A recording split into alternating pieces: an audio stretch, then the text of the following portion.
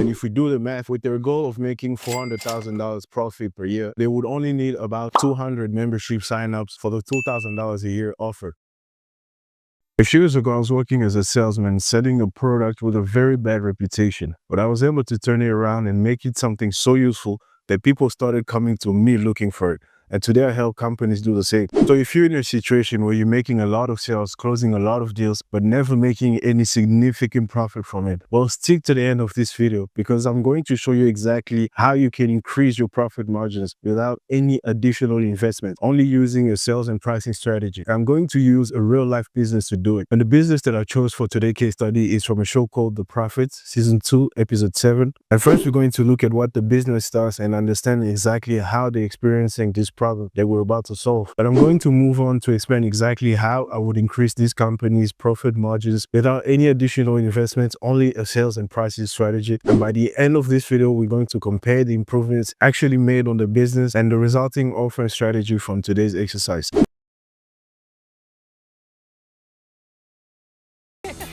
So to save this business's profit margins, just like on the last case study, we're going to use Alex Hormozi's Market Offer Skills Framework. But for a quick recap, the whole principle is that when you're working in a crazy good market, you won't need an incredibly good offer, no sales skills to be able to make money. But if your market is average, then you would need an incredibly good offer, and so on. If your market is average, your offer is average, you would need incredibly good sales skills to be able to be profitable. And relying on your sales skill is the last thing that you want to do. Just like conversely, being able to rely on a good market will be the best thing for you. And that's why first we're going to start by making sure that this business is operating in the best market for it. And secondly, we're going to improve the value of their offer in this new and best market to be able to command the highest prices and be able to make the largest profit margins we could possibly make with this business. So that's the whole overview guide of how we're going to improve this business. Now, to position your business in a market that is so good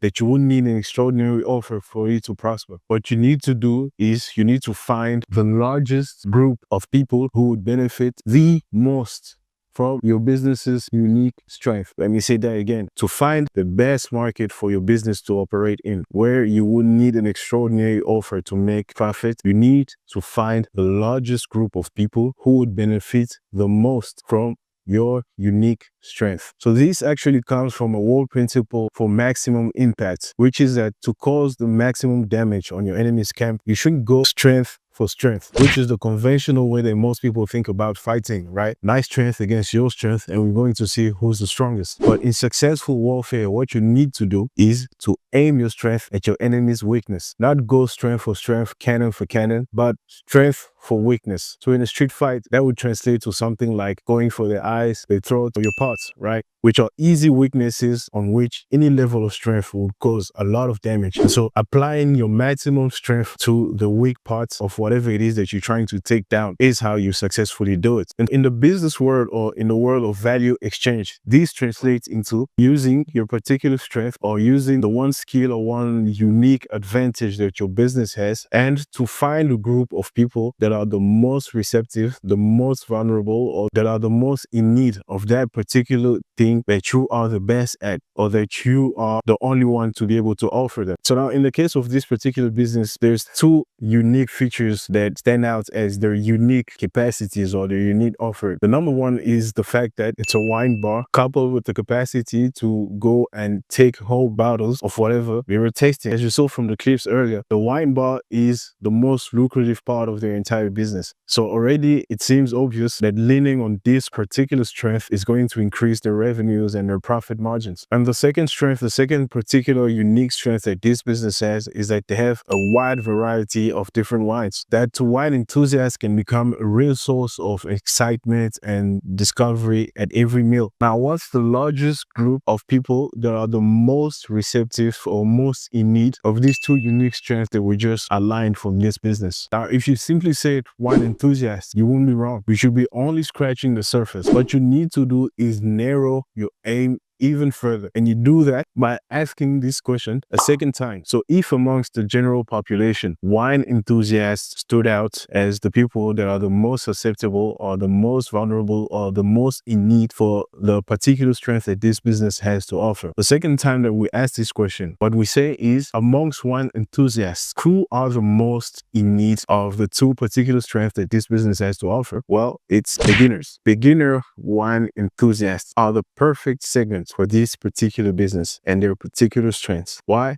Because we saw earlier that the store has a wide variety of different wines, but most of which are just cheap wines. So for real experienced wine enthusiasts, it might just be a curiosity or something that they might want to try one time to explore this wide variety or whatever. But otherwise, it's nothing special whatsoever. It's a bunch of cheap wines. But for beginners, on the other hand, this wide variety is exactly what they need to train their palate, to be able to recognize the different quality of wines and build up their own preferences. And for that purpose, this business is perfect. Okay, so now that you understand how important it is to really narrow down on the profile of person that your business can help the most, what do you think is the next step? That's right. A third time. We're going to ask a third time, amongst beginner wine enthusiasts, who are the most susceptible, vulnerable, or receptive, or the most in need of the unique strengths that this business has to offer? Now, don't worry, because for this third and final time that we're asking this question, the answer is and should always be the same, and that is the rich ones. No matter who or what segment it is that you're planning on serving, if your goal is to increase your profit margins, you need to serve the rich ones. Why is that? Because rich people care more about the value that they're getting than they do about the money that's in their pocket. So if you're able to perceive and deliver exactly what value or what satisfaction a group of affluent people are looking to have, they'll pay you a premium for it with no problem. Money is not a problem for them. Their problem is for somebody to figure out what they actually need, whether it's for their own satisfaction or whether it's for a problem that they have, but for somebody to be able to deliver it.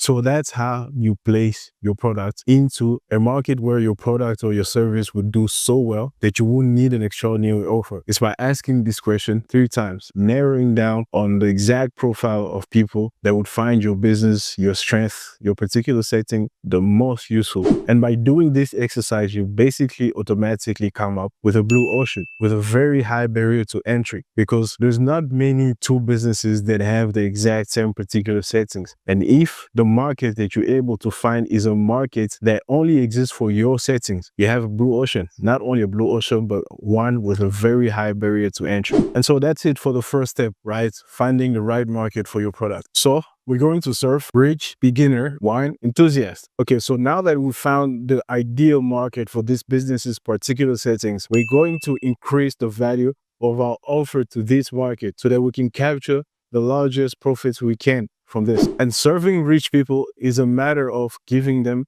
everything you can to help them reach or achieve their internal desires. Where the general market would just be satisfied in using your product or your service as is, rich people require additional help to make it easier, quicker, and better quality. Rich people have these additional convenience requirements that they're absolutely ready to pay for. All they care about is to actually get those things. Now, I've already made a whole case study demonstrating how to do this and increase the value of your offer to serve rich people, which you can find in the description.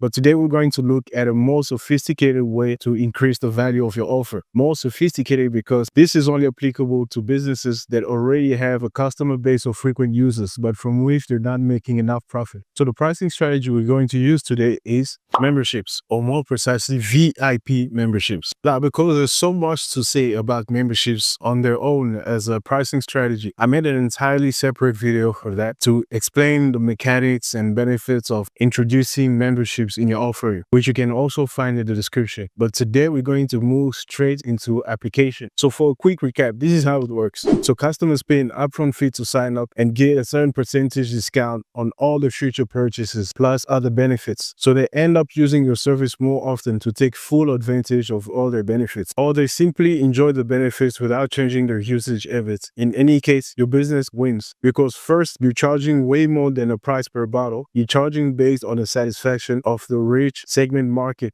that you're serving. And secondly, you're getting paid upfront sign-up fees, which is pure profit because no product, no service has been exchanged at this point. And you can use this free profit however you want, either cutting costs by planning ahead or reinvesting into your business to command even higher prices. So now we're going to use the high margin wine bar, the restaurant, and the wide variety that this store has to craft a premium membership for rich beginner wine enthusiasts. But first, let's look at the actual improvements made on the business, how much it ended up costing them, and just how much profit it can actually help them generate.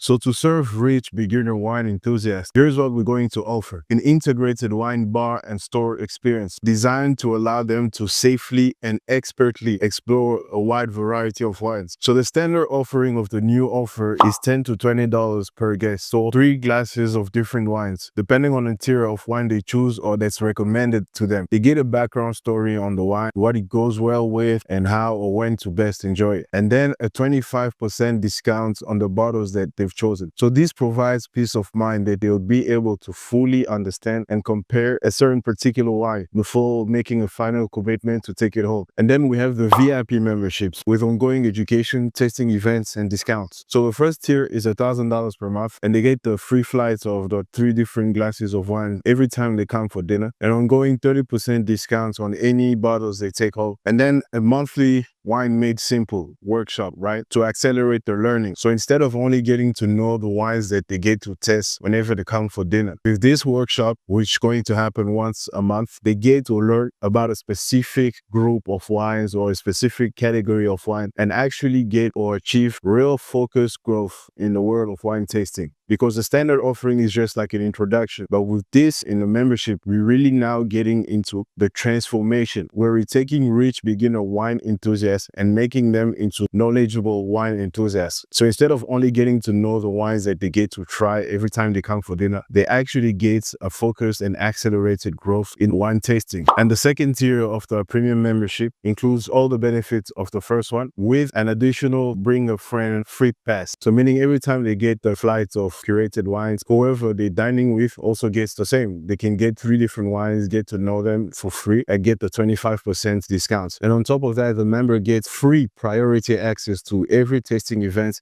that's going to be organized in the establishment throughout the whole year. And finally, they get a guidebook with everything they need to know about the stuff that they've been learning lately, with different pairings and different types of wines and how and what type of occasions to best enjoy them. And then the third tier at $3,000 per year includes all of the previous tiers benefits and all of that, with just more additional sharing stuff. You can bring more friends and more exclusivity, like first access to rare bottles. And then finally, the premium offer or the VIP offer of the premium membership is a personal wine concierge. So your personal wine guy is going to help you build your own personal portfolio of wines at home with a scheduled delivery of cases of wines based on your personal palates that you guys have been able to develop together. And a concierge hotline where you can basically text or call your wine guy anytime you need to for any sort of recommendation, whether you're having friends at home or whether you're even dining at a different restaurant or at a different events. So you can always call your wine guy to give you the best recommendations, so you always know what to expect and you always be able to be at the top of your game. And then a bunch of other more exclusivity benefits and all of that. Now, this can immediately start being offered to their client list, since they did say that they have an email list, which is perfect. So they can just right away start with an email campaign to the current client that they're already generating $3 million in sales from. And if we do the math, with their goal of making $400,000 profit per year, they would only need about 200 membership signups for the $2,000 a year offer, which is the mid offer, right? There's the $1,000 offer, there's the $3,000 offer, and then there's a $5,000 offer. So if we had to take an average of all these offers between $2,000 and $3,000, they would need 200 signups throughout the whole entire year to be able to generate the $400,000 profit that they're seeking to make. And remember, this is all profit because no service or anything has been exchanged yet. And even when the service ends up being exchanged, they're still going to be partially paid for it at 70%, at least for the bottles. And the rest is just information service, information product, which doesn't require any production costs or anything like that, or at least very little, negligible production costs. Now, if you're not making millions in sales, but rather you're actually struggling to increase your sales volume in the first place, you can find the case study I did for that particular situation in the description, and I'll see you on the next video.